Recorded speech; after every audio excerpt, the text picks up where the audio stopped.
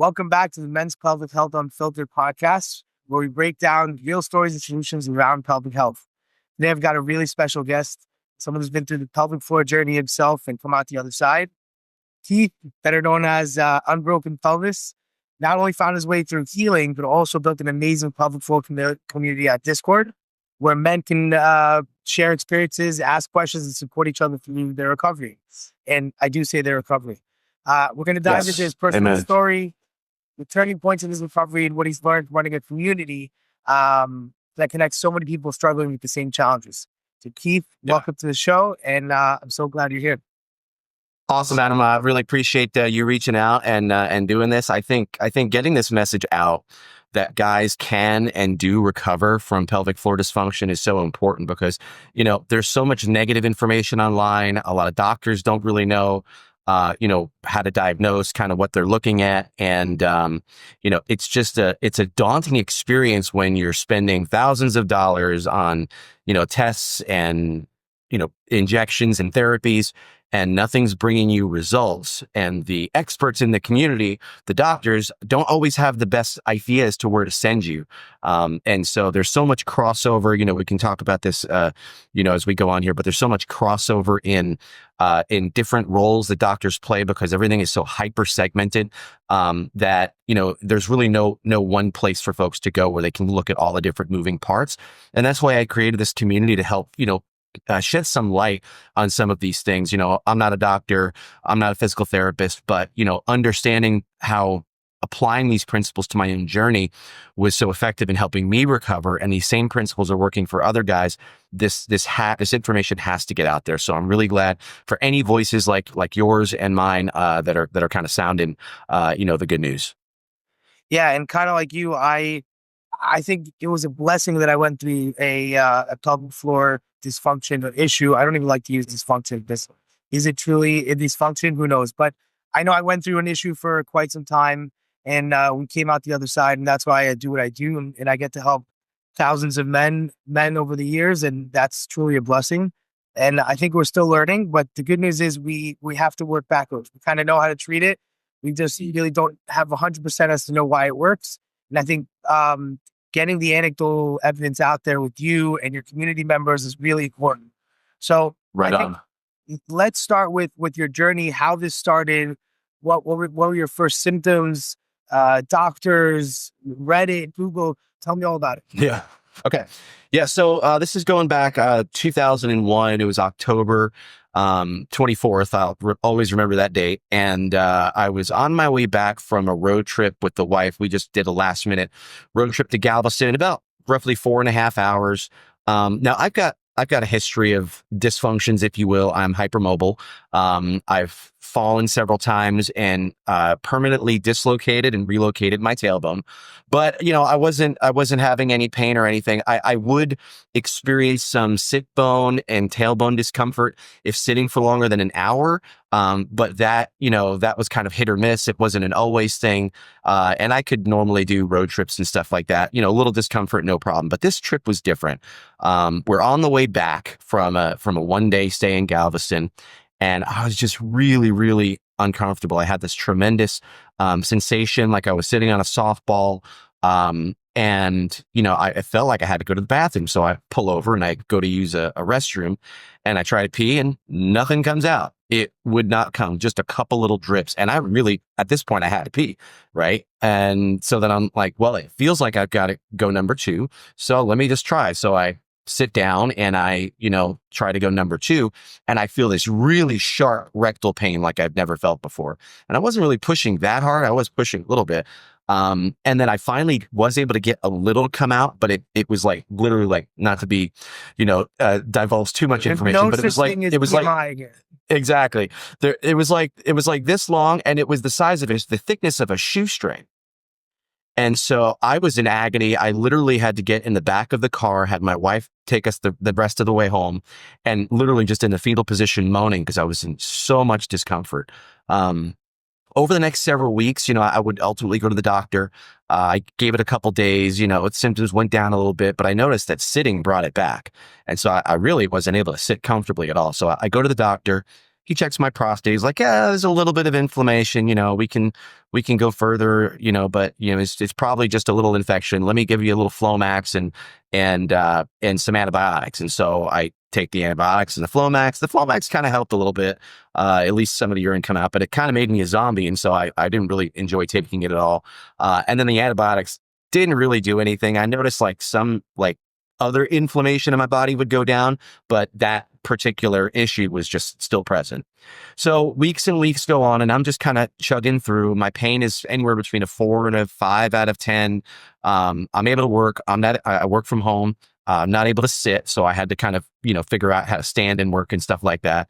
I go back to the doctor. The doctor's really not sure what it is. And so, he's like, we can go to urologist, we can do a CAT scan. And I was like, well, let me do a CAT scan, did a CAT scan, X-ray, MRIs. I've got some pre-existing herniations, like 4 or 5 millimeter L4, L5, L5, S1 that were asymptomatic most of my life. And so that was the same. We didn't really think anything was going on there. They couldn't physically find anything.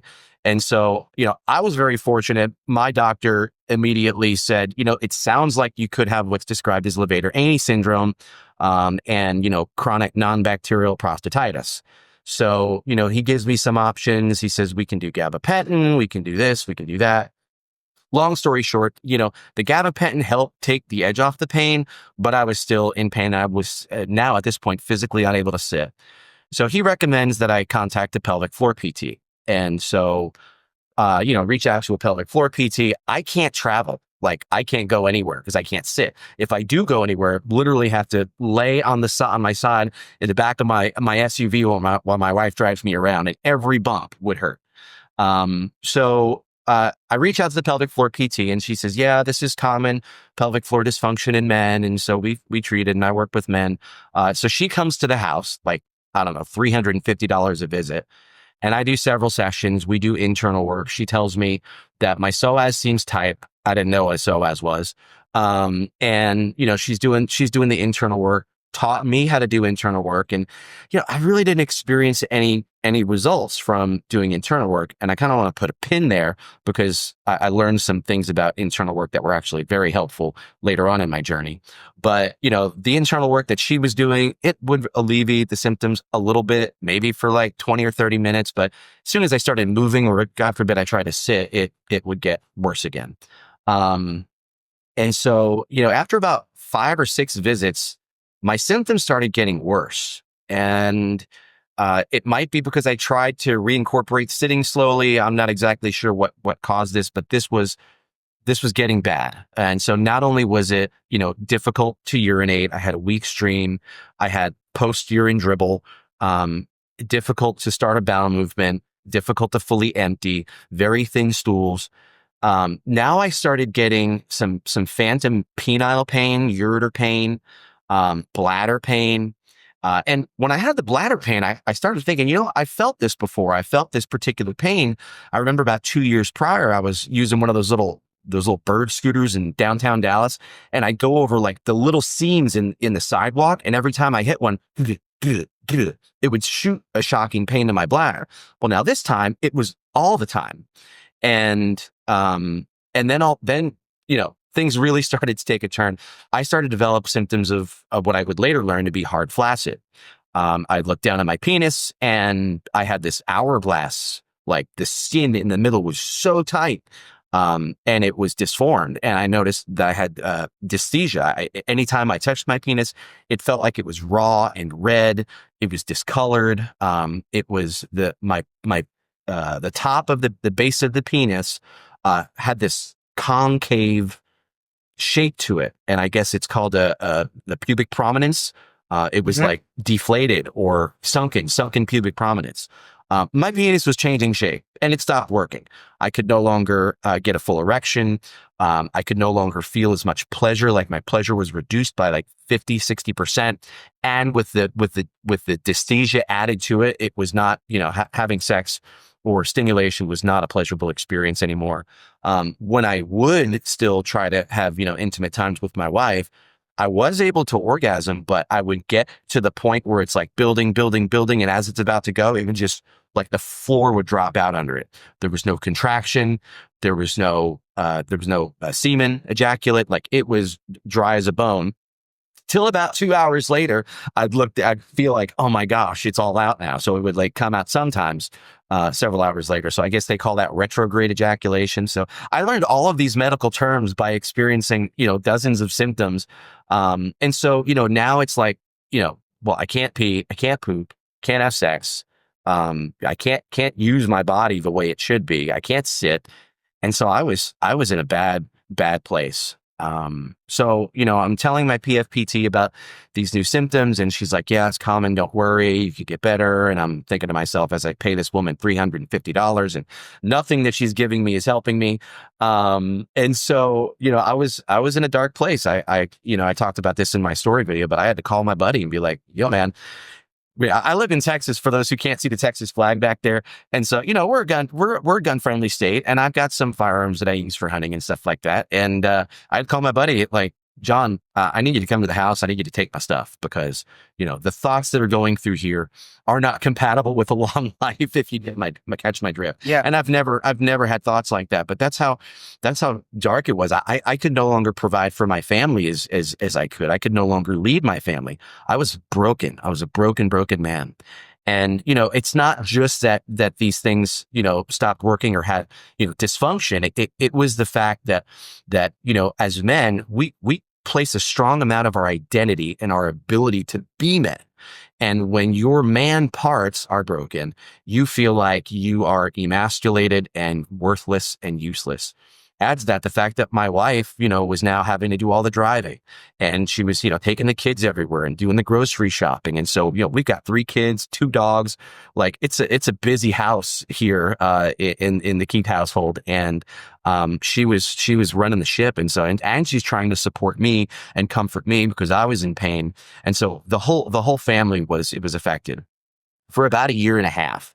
And so as I talked to my PFPT about my increase in symptoms, she eventually says, Keith, look, I'm really sorry. You're at a scope at this point for me. And I'm going to need to refer you to, pelvic medicine, pain specialist, pain management. So you were seeing her for a year and a half. No. This was probably, sorry, I summarily stated I was in a dark place for a year and a half, including from start to where I started recovery. But no, I would probably say about 6 to 8 months was the worst of the worst. And so, I'd probably been seeing that PFPT for about 3. And since the inception of symptoms, it was 6 months, correct? About 6 months. Yeah. 6 months. And so I go, to see this pelvic pain management. I think it's pelvic rehabilitative medicine in Dallas. And I speak with a DPT, doctor of physical therapy. And so, she does an examination and she's like, yeah, you're really, really tight in your levator ani. And that's probably what's causing your symptoms. So here's what we do. We do a hydrodissection procedure and we inject you with steroids. Now, mind you, I didn't mention this, but one of the medicines that my doctor prescribed me, actually, I asked for it because I know how prednisone, steroidal, would help other joint issues I've had with my hypermobility over the years. So kind of a crutch. And I was like, write me some steroids. So he basically put me at almost the max dose of prednisone, like 60 milligrams a day. And so I've been taking that for about a month. It had decreased my symptoms a little bit. But so I had a lot of steroids in my body. So when I go to the pelvic rehab for this injection procedure, and so they explain that there's 6 treatments. Okay. Each treatment consists of 2 injections. One is the hydrodissection and the other one is the pain management shot. And the hydrodissection is basically water and, a numbing thing. And then the other one is one of the strongest steroids known to man that you get injected, like the 90-day allergy shot times 2. Right. And they say that they basically go into the perineum, next to the anus and they inject, and each of the 6 treatments has the 2 injections, and basically it's a shot in the dark. They stick it up there and they kind of go in areas and try to see if they can find the nerve. Well, right. Because I had been on the oral steroids for about, I don't know, a month and a half, and I had just gotten over a really bad cold, probably a COVID thing, who knows. But I had lost my taste and smell for a couple weeks. And so my immune system was shot. So I get this injection, hoping I'd experience at least a little bit of pain relief. And I woke up the next day and there was nothing. But mind you, now I have like 103 fever. And so for the next 2 weeks, and at this point, I'm broke. I've got no money. I'm depressed. I don't want to go back to any doctors at this point because I just feel like I've been poisoned. Like I physically felt sick for 2 weeks with a fever. My poop started turning white. And when I saw that, that's when I'm like, okay, that could be, kidney, pancreas, liver, stuff like that, And so I go to the ER. The ER can't find anything wrong. I go, it's because I went to one of those little ER box clinics. I go to a real ER the next day and they're like, yeah, your immune markers, your inflammation markers are off the charts. Your immune system is trying to shut down. They gave me some medicine and I got better the next day. And so, but that was the first and only hydrodissection steroid pain management injection I got. I know a lot of guys do experience some results from it, so I don't want to dog it, but it was a no for me, dog. My immune system was like, no, you can't do that. So now, I mean, we've treated a couple thousand men, and I haven't found biggest difference with guys that go get these injections. I think, sure. And again, I'm not an MD. It's not under my scope. I'm just giving you anecdotal evidence. I think if you are at a 10 out of 10 pain and you need some relief and it can give you that relief for the time being, it might be worth it. Again, I'm not saying 100% with the 100% certainty. I'm just saying what I found with my patients, right? So with that being said, what was the turning point where you started to get better? And what treatment or approaches kind of really worked? Yeah. So after this failed injection, I was basically done. Now, the whole time during my recovery, my wife, my wonderful wife, who's been manning the ship and taking care of stuff and supporting me, she's been telling me, you need to go see my boss. My wife is a medical massage therapist, and she got her massage therapy license about 6 years prior. She's been doing mobile massage with a special kind of interest in sports, clinical, medical type massage, injured athletes. And she had found this niche by going to a couple different conventions, and she met this chiropractor who has a PT clinic. And this isn't your typical chiropractor snap, crackle, pop.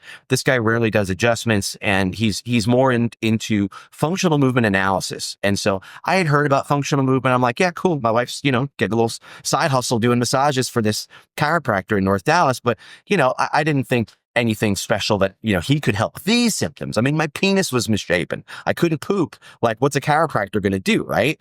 So I'm like, nah, I'll figure it out. And I always told her, I wasn't really interested in going to see this Dr. Bo guy. So finally, I'm at the end of my rope. The injections failed. And it's like, okay, this is a Hail Mary.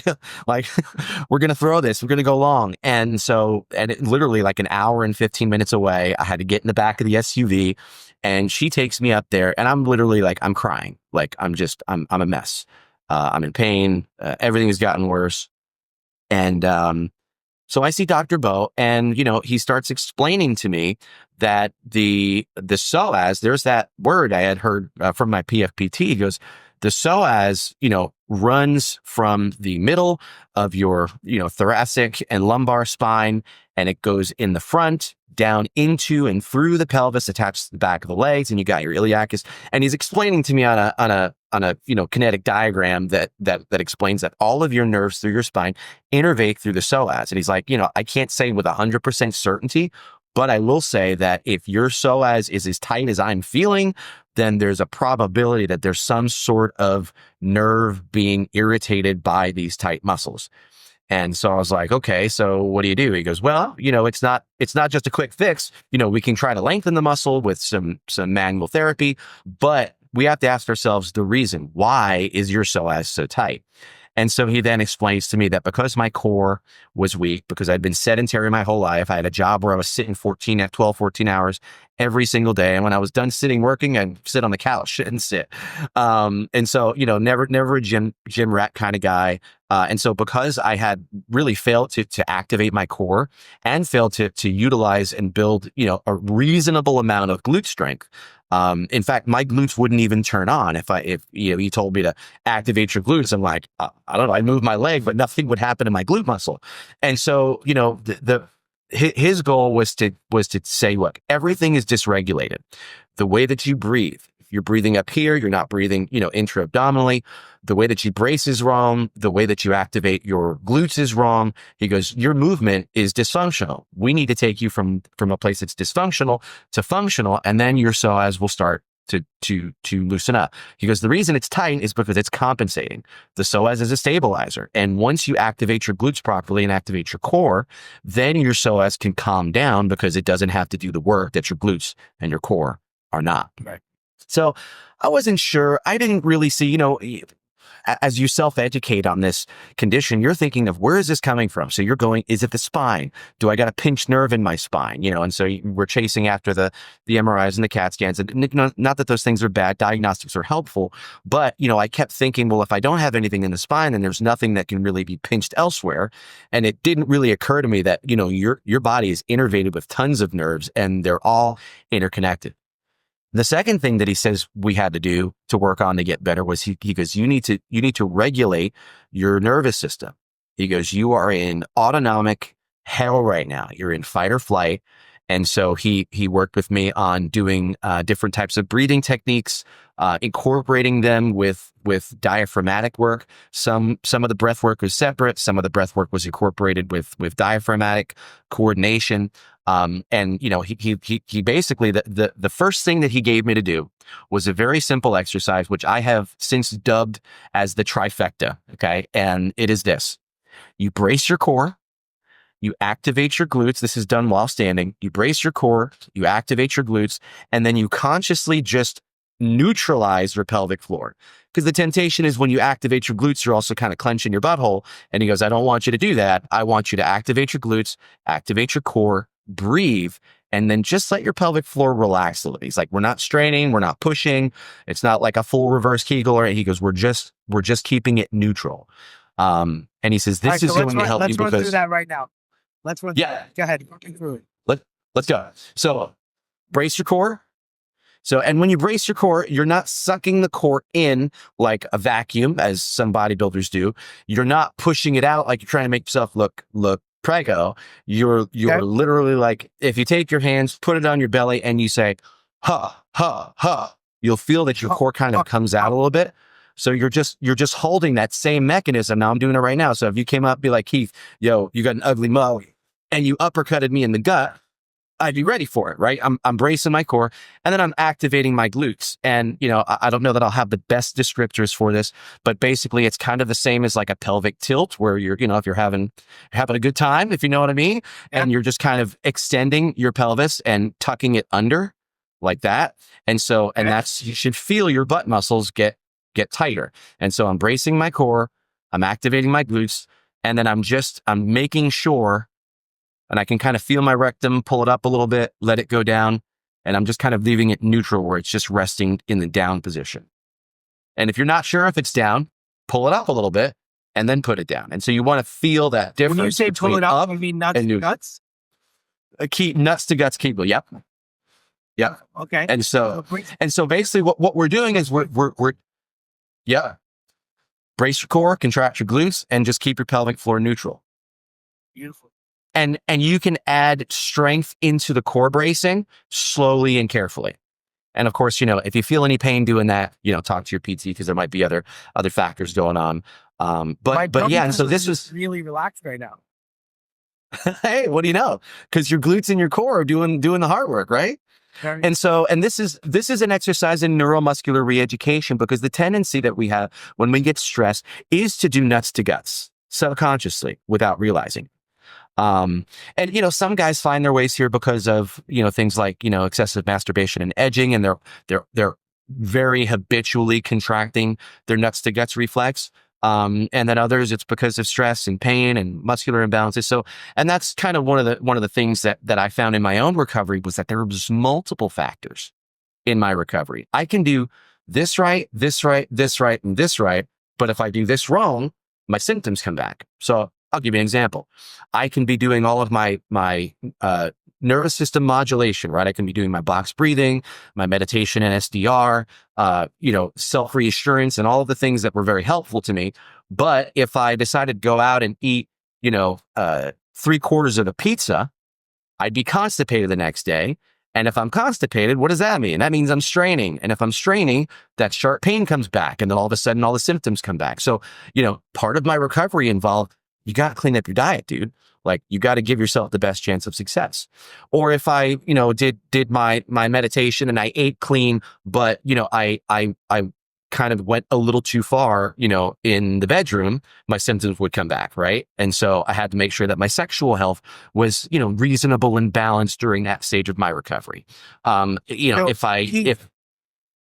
at what point do you kind of stray away from that hypervigilance, need to say? Because if now I have to monitor diet and monitor my activity level and sexual activity level, at some point it becomes, well, do I have to do this forever? And now I'm defining myself within that pelvic floor dysfunction, that vertical for the end of time. So at what point do you, I think a lot of viewers want to know, do you kind of stray away from that and now you can continue to live life normally as you would before pelvic floor dysfunction?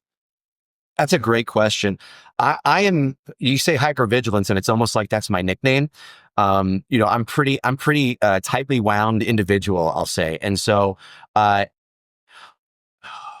do I answer this? This is a really good question. I think everybody's different, right? And everybody is different in the season that they are. Now, to answer, I've got a few folks in my Discord server who asked that question. Am I going to have to do this the rest of my life? And the answer is, I don't know. But for me, the answer was no. Once I recovered, I was able to get back to just a normal life where I wasn't, unfortunately, really prioritizing physical activity. I've gained a little bit of weight since I've recovered. And I had 3/4 of a pizza yesterday. And I'm not constipated because I've learned tools. I've learned to kind of mitigate certain things that would cause symptoms by doing something else. So I'll give you a couple examples. Sitting too long was a challenge, right? But once I recovered, I found that I could be able to sit. And the more I was able to sit, the more comfortable I felt sitting and the less stress that I had. And so now I'm able to return to a pretty normal, sitting. I can sit for 2 or 3 hours, no problem. I did a road trip, 4.5 hours, about 5 months ago. And so, I have no issues. I know that if I eat a bunch of, crappy food, it will make me constipated, but if I drink a lot of water and move more, and before I eat that pizza, have a couple pears, then everything works out fine. And so I've learned to kind of mitigate, and it's really more about discovery. A lot of guys think like, if I make one mistake and I have a flare up, then and the symptoms are back. Now I'm doomed and I'm never going to recover. And it's more like flare-ups are good. Flare-ups are helpful because they're informative. They teach us how to modify certain things in the season that we're at. And so really, as far as the hypervigilance goes, because going back to your question, I have learned that it is of the utmost importance that I use my hypervigilance to my benefit. I can't turn off my brain, right? I can meditate all I want and calm my sympathetic activity and add, parasympathetic activity. And I could be like a walking Jello pad, but my brain is not going to stop, right?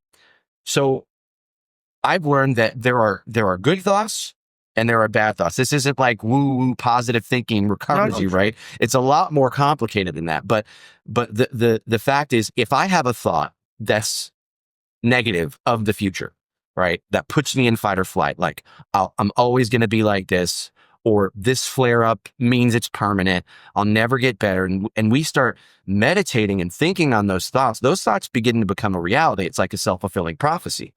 But, if we use that hypervigilance to identify that negative thinking and to say, you know what, that's a lie. That's not true. Is it true that I have a flare up? Yes. Is it true that's going to be permanent? Well, I don't know, but the flare up I had a month ago, I got better from. And so this one I can get better from too. And now all of a sudden we went from panicking to not only optimistic, but almost motivated to figure out, well, why did I have a flare up and what can I do? Okay. So now I'm inquisitive. So we're replacing fear with curiosity. And we're being tactical in our hypervigilance to use it to our advantage. Right. And that brings me to kind of my next point is I was a moderator at some point for, I forgot which subreddit. I think it was prostatitis. It was a little stint, let's call it. And what you notice is a lot of people on Reddit have a huge negativity bias. And guys that Oh get yeah. better don't necessarily go back to Reddit and say like, "Hey, I got better." They get on Yeah. with their lives. And the guys that do come back to Reddit and say how they got better, most people are like, "Oh, that's BS. Yeah. He's an anomaly." And so there's a Yeah. huge negativity bias. And if you're already negative, and your self talk is like, "I'm never going to get better," you're kind of just corroborating that information and telling yourself this is a permanent. Yeah. And so Yeah. it's so important to stay motivated.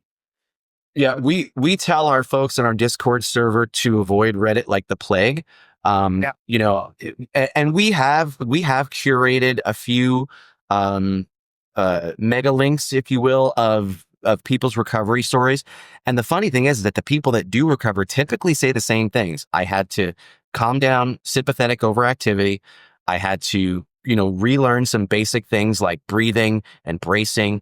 And I had to do a little bit of physical activity to get my glutes strong and get my stabilizers stabilizing and not primary. And so, they echo the same things, but you're right. A lot of guys don't come back. And frankly, that's why I started, this work here, on YouTube and on my Discord server, because that tension that exists, as I mentioned earlier, with the over specialization. A urologist isn't going to be able to give you, any insight into, an overactive psoas, right? Or an overactive piriformis. They're not going they're going to say, well, it's not a uro problem, so go see a PT. And then Yeah. your PT isn't going to be able to say, well, it could be an infection. You need to go get it tested, right? And yeah, and everybody specializes in, a pelvic floor PT might be, educated on functional movement patterns of, the core and the glutes and stuff like that. But oftentimes what folks will tell me is that they don't really get into the functional movement piece. They're just going up there and doing internal work. And so, Right. So we that work really tension. closely with a lot of the great urologists in New York City, and to make sure that the continuity of care is there. Because like you Yeah, said, we went to a you need a urologist. team. Correct. And prostatitis, 95% of all cases, as you know, are chronic non-bacterial, which tells us absolutely Yeah. nothing. It's like a sciatica Yeah. diagnosis. Something's shooting down your leg, but we don't know where it's coming from. Yeah. And Right. so at some point, you need to make sure that everyone's having this conversation. I was on a podcast with Amy Croman, who's a urologist out of Miami. And essentially she said pelvic floor issues are the bane of every urologist's existence. Meaning like Yeah. they don't know how to treat it. And a lot of urologists, they're not humble enough to say, like, we're just not sure. And that's okay.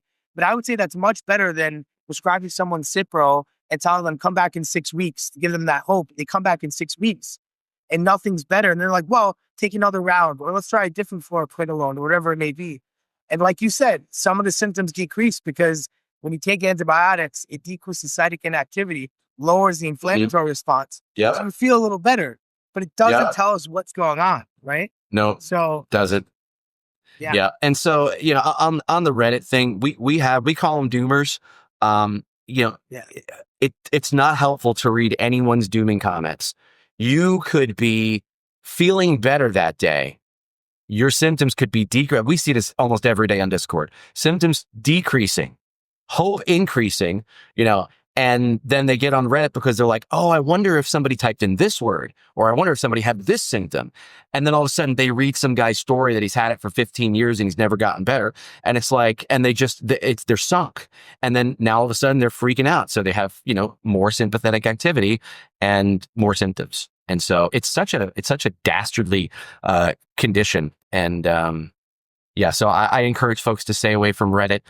If Reddit sends you down the dooming rabbit holes, and be open-minded about the guys that are actually recovering. And so what do you find is the most helpful advice that you give on your Discord? And do you feel that there is this like universal path to getting better, or is it more of an individualistic? Yeah, it's very individualized, and sometimes I'll be surprised because I'm a problem solver and I'm running this Discord server, and my goal is to try to help these guys as best as I can. And so they'll share their symptoms and their stories, and I'll have something in my mind like, oh, it might be that.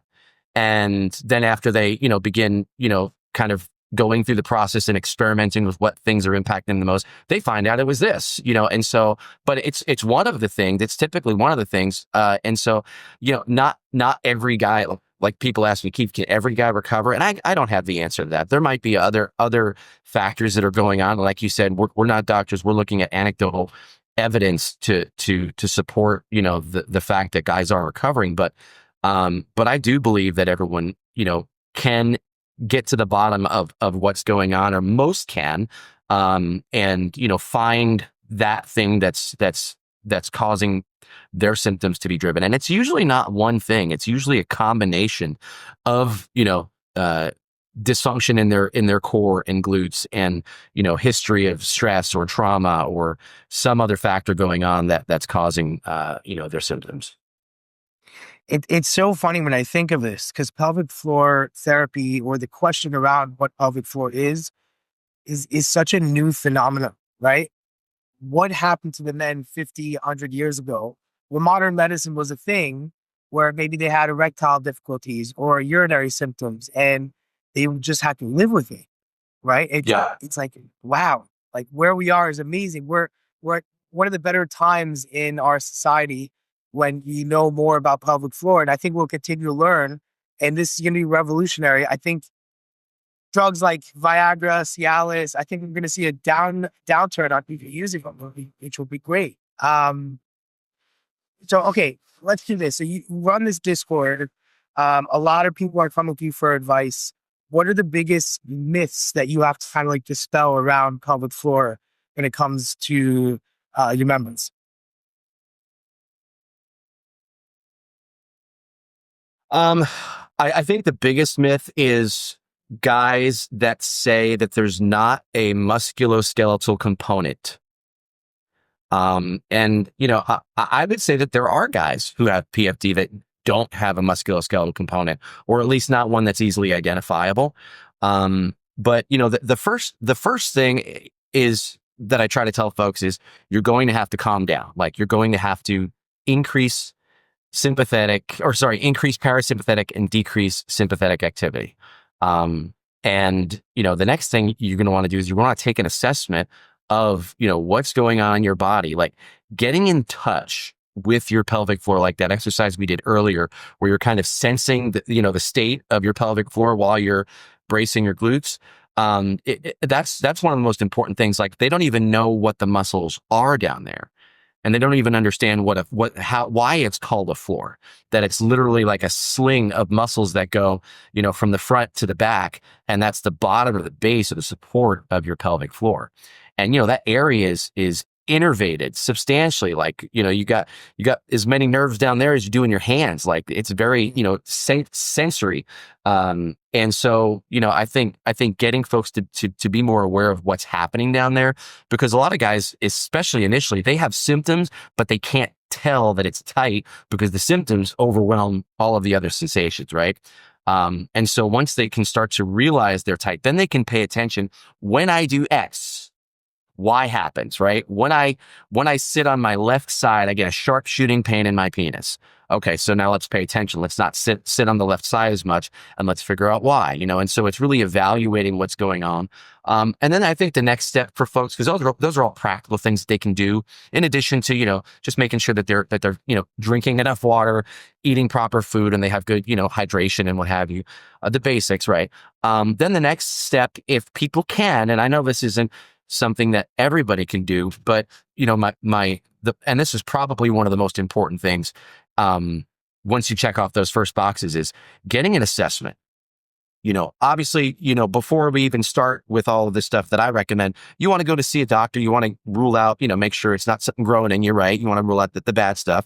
And once you've ruled that stuff out, and then you start, exploring, these things in your recovery, getting someone who understands functional movement patterns, who understands the kinetic change, who understands fascia and, nerve innervation through fascia and how to work with it. I know there's a lot of controversy on myofascial release. We had a good talk in our first call last week. But I do believe that physical treatment, in other words, manual therapy, where the tissues are being moved, whether it's you're doing it yourself with the foam roller, you're using a tool, or your PT is standing over you, 6'2", 250 pounds with all the weight on 2 stacked thumbs, digging into your inguinals. Therapy was helpful for me. And I like to talk about this, the psoas, because this is when I knew, Like it was like a rod of lightning from heaven where I understood, okay, there's a connection here. It was the first time I saw a connection with doing something and my symptoms. And this is, a year almost a year into the recovery. I go to Dr. Bo, and he works on my psoas. And I did notice I would feel a little bit better afterwards. And of course, Dr. Bo working on my psoas was that descriptor that I gave of a 250-pound guy on top of you with double stacked thumbs, bruising your inguinals, right? It was not a pleasant experience having that work done. But afterwards, I felt good. I felt like probably 30% relief in symptoms. Overall symptoms, my main symptom was that rectal discomfort and tightness that I couldn't get rid of. But then, I can't afford to spend, $200-300 to go see him, 2-3 times a week. Like it was cost prohibitive. And this is what a lot of guys face is the cost prohibitive element. But when I saw him, he was able to give me stuff to do at home. So he gave me the trifecta. He gave me some other movements like, banded monster walks and, air squats. And then we got the kettlebell swings, and my progression just kind of kept going with that. But the psoas work at home, he's like, you can do it your own. He goes, don't go crazy, but I'm going to show you how. And so he showed me how to use a psoas tool like a hip hook or a pso-right, or just like a double stacked lacrosse ball. Sure. And I would basically lay on it and I would put it right in my iliacus. The iliacus, for those who don't know, it's the lobes of your hip bones, like right inside there, kind of going, outwards and downwards. And so I was, gonna go lay on this tool that he showed me how to do. And of course, in the clinic, he showed me how to do it. I didn't actually do it. We just kind of did it real quick. You put it here, you lay on it, very lightly add pressure to it. And, it should feel good. It shouldn't feel pain. That was kind of how he instructed me. So I go home and bro, I lay on this psoas tool. And the first time it gets into my inguinals, I literally felt my entire rectal tension melt. Just one side. And it was the same on the other side. And so it was the strangest thing that my symptoms would stop while I was laying on this tool. And I thought to myself, maybe he's right with this whole psoas nerve thing going on. And so that was when I knew that, okay, I can recover. And after I got off the tool, the symptoms did come back, but slowly over like 5 minutes. And then the next day when I did it, they came back like 10 minutes later. And as I begin to incorporate glute strengthening, core bracing, and I'm doing stuff like, I'm squatting bar now. I'm doing deadlifts. And I'm able to do a minute plank. Like I'd never done a minute plank. I couldn't even do 15 seconds before. I was shaking like a leaf, And so, I'm getting stronger. My symptoms are getting better. And so, yeah, that was the real turning point, was once I realized that I had some control. I could do some things and learn with my body how to make it better. What I like to tell my patients is, in therapy, in healing, you're not looking for the absence of symptoms, especially at the beginning. What you're looking for is your floor kind of rising. So if I felt crappy, is my crappiness a little less? That's how I explain it. Yeah. You want to look at, and I usually kind of make it, so I get a lot of finance guys, I do, because I'm in New York City. So our KPIs, so to speak, right? I keep it. You're looking at intensity, frequency, and duration. So if you have pain, what's the intensity like? If it's usually an 8, is it now a 4? Yeah. Okay. Yeah. Duration, how long does it say? If it's usually an hour and now it's a half hour, well, that's progress. And these things will fluctuate. Yeah. And so what we're doing as therapists, the pelvic floor physical therapists are there to give you a window to get your body to realize what it feels like to relax. Oh, that's so good. That is so good. Once you realize that, once your body's like, oh shit, that feels great. How do I keep it that way? That's what we're doing. We're not sure answer here, but we're just getting you to realize what that feels like. Once your brain feels that, it's like, okay, we got to get back to that. You did that once, we can do it again. It's no different. Yeah. It's no different than a regular physical therapist who's working with a post-op ACL patient or shoulder injury. Post-op ACL, I'm going to get your quad to work again, correct? It shuts off, gives the inflammatory response. So once we tap that quad, once we get it working again, it's excited, your brain and body. Yeah, cognitive inhibition, right? Correct. And that's what we're trying to do with your pelvic floor. We give you that window. Like you said, you had a 30% reduction in symptoms. And all of a sudden you're like, oh my God, this is possible. That's the goal. Life changing. Life changing. Life changing. Life changing. Yeah. The one I thing got my will life say, back. I don't think that everyone that comes in here is stressed. This is the most important thing, that if I can get out. But I do think if you're in this position, you will be Yeah, stressed. I agree. But it doesn't mean I you agree. have. It doesn't mean I'm now diagnosing you with anxiety. I'm just saying, yes, this sucks. It can get better. Yeah. So let me solve your problems as best as I can. Yeah, I absolutely agree. It's not always a driving factor, or sorry, it's not always a causation, but it can be a factor in someone's journey. And so that's why, that's why I made that. So I've kind of, created these 5 landmarks or, signposts called the tenets of recovery. And, the first one is the psychological factors. You've got to increase parasympathetic activity to give you that foundation of that, calmness and not be in fight or flight, because everything gets worse when you're in pain, or everything gets worse when you're freaking out.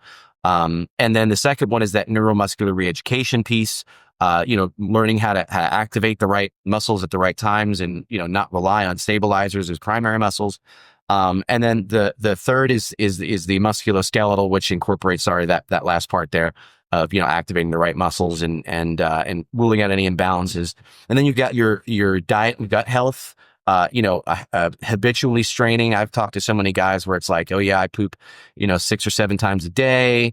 Or I'm always constipated. Some days it'll be 4 or 5 days before I go. And then I got veins popping out of my forehead.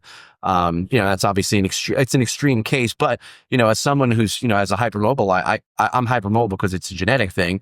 And so I have dealt with IBS my whole life. And so I know that multiple bowel movements can kind of set someone up for it. And then, the last is, sexual health, and the reason I had sexual health wasn't necessarily a driving factor for me, but a lot of guys in my server land themselves in the pelvic floor dysfunction camp because of an injury, while doing sexual activity, or, something like that. So it's, I make sure to keep that in mind, guys. Very important. So now, I guess let's move back to the Discord as we kind of here. What's your wish for the Discord or the larger pelvic floor community? What are you looking to accomplish? And yeah, what does the next 5-10 years look like? It's a great question. I'm still kind of working through some of those things in my mind. I've actually had to take a bit of a sabbatical from the Discord server, just because I've been doing it for a year. We've got about 700 guys, and I've got a few people that help me mod, but they just try to keep the peace. It's more guys asking me questions, and so that could be exhausting after a year being on Discord all day long. And so I'm trying to reframe exactly how I want to do that. My biggest wish is to have mods, even pelvic floor or functional movement physical therapists in there to kind of, have a little spotlight and share information occasionally, help answer some questions. I think big picture, how do we get this information out there? How do we get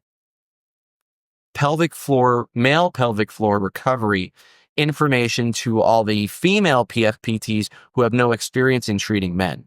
How do we get, pelvic floor PTs a little bit more educated on functional movement patterns and how they can play a role in pelvic floor health?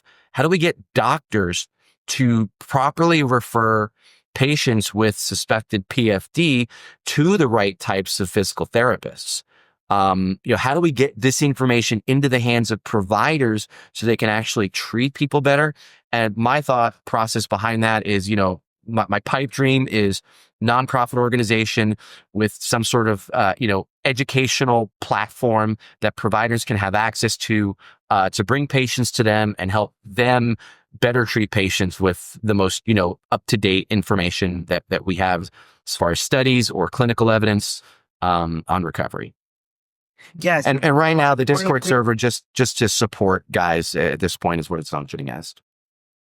Say that again?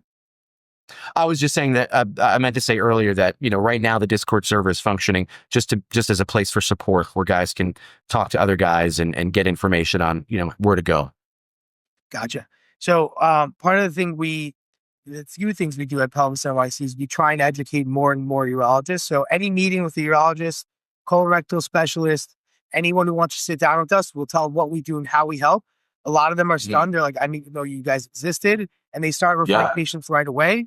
We don't refer always to the people we meet unless they're amazing doctors. We want to make sure that it's a cohesive group. The continuity of care is there. It's very important for us. But education is huge. Getting more men as male pelvic floor providers is also really important. As I told you on our first call, when I went through this, I was seen by a pelvic floor PT who, by the way, she did get me better. I saw 4 pelvic floor therapists for the last block. Hey, but there still nice. was a disconnect because I have a penis and she didn't. Right. And now that's not saying she can't help. She did. No, but there's things that are natural and inherent to our function and that they will never. Yeah. Correct. And you know, just touching more pelvic floor therapists, more education, and just keep hitting it home. I mean, you were featured on Business Insider and Bloomberg, and we just have to do more of those and just get the word out until people are like, oh my God, because the more and more circles I get into, every event. Last night I went to a barbecue, there were like 40 guys there, and 4 guys or 3 guys still on It's like, wait, that's what you do? You know, I'm like 2 times a day. It's good. Everywhere I go. At my church, there's a 60-year-old guy who's got the same issue. And when he heard that, you know, I had this and recovered from it, he's reaching out to his wife to have his wife contact me. And so we set up a call and I spent some time with him, kind of helping him, you know, through the beginning stage of this. But and I wanted to go back. I put a pin in the whole, you know, internal work. If you would have asked me if I thought internal pelvic floor work, intrarectal, you know, manipulation and release was worthwhile back when I was getting PFPT or shortly after, I would have told you no. In fact, probably the first 3 months, even after I started seeing Bo, you know, I didn't think it was helpful. However, one day I had a flare up, and I thought to myself, it felt like internal work might actually help because it was sometimes a little helpful, and I was pretty desperate. And so, you know, I actually found I was able to do internal work on myself with my PFPT's, you know, instructions, and it actually did help. And so as I began recovery, I would occasionally add back in my own internal work because I do believe that, you know, it does help in the process. But for me, it wasn't helpful to get over that hump. I had to learn some other things first. So what I'll say in regards to the internal work and the methodology that we use here and what I kind of taught my staff is the way internal work is taught with Emmett Wallace and a bunch of these other governing bodies for pelvic floor is you kind of move a lot within the rectum. And I don't know about you, but I don't know if anybody's in my rectum and they're moving a lot. There's no way my sphincter can relax. I don't care who you are. I don't care if you practice anal sex daily. It's not, you won't be able to relax your pelvic floor. So part of the things we do here is essentially we get on one side and we try and allow them to acclimate to that pressure. So that is a stimuli that is telling the body contract. We're coaching you that neural re-ed, so to speak, to relax, to tone down that response. So now when I'm not in your rectum, you can tell yourself, well, oh, it's not as bad. I've learned how to tone down this response. I know how to do it on my own, and it's a lot easier. I think that's where the money is. The money is we're not like necessarily massaging things out. Have you ever gone to these these massage spots, these cheap massage spots, and they're like, they're getting at it now. Dude, that's not releasing anything. The only thing is hurting. And I feel like that's what some of the pelvic floor therapists are doing, and it's not helping our patients. The goal is just to allow them to acclimate to the tension and to relax. Less is more. Yeah, less is more. Yeah, and that's mentioned pretty strongly in the book, the Anderson Weiss Protocol, Headache in the Pelvis. He touches on that. It's not about beating the muscles into submission. It's about pointing to them and teaching them how to behave. Correct. Yeah. Okay. So, where can listeners find you, and how do they join Discord? Yeah, you can find me on YouTube at Unbroken Pelvis, and the Discord link is in my profile. I've also got a link there to my website and my Buy Me a Coffee. So if anybody wants to share their love, I'd appreciate it. But yeah, find me on YouTube. Awesome, man. Thank you so much, Keith. I mean, this was amazing. I had such a great time, and I'm sure everyone's going to find so much value in this. So, same, man. Speak soon. Keep doing the good work, Adam. You got it, brother. Alrighty, take it easy.